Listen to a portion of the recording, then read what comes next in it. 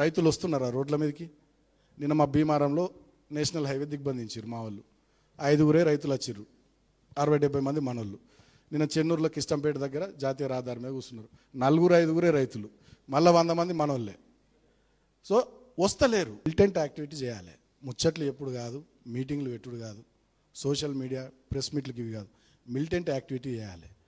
పెట్టురి మందమారి డివిజన్లో ప్రోగ్రామ్ పెట్టురి, పోయి మొత్తం జీఎం గారి ఆఫీస్ కాల పెడదాం, పోతే 1 నెల రోజులు జైలుకు. కాబట్టి మిలిటెంట్ యాక్టివిటీ కూడా మీరు సీరియస్గా ప్లాన్ చేయాలి. అవసరమైనంత రోజు ఇక్కడ సింగరేణి భవన్ అని కాలబెట్టుర్రి, మొత్తం అంగడి చేసి పారేరు, ఏముంది.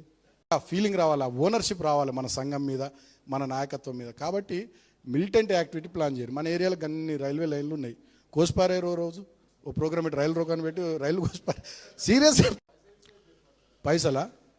నువ్వు పని చేస్తే పైసలు అవే తండోపతండాలు తన్నుకుంటూ వస్తాయి. నువ్వు ఒక్కటి కాలబెట్టి ఎవడు ఇయ్యడం పైసలు చూడు. గిది ఉండాలి.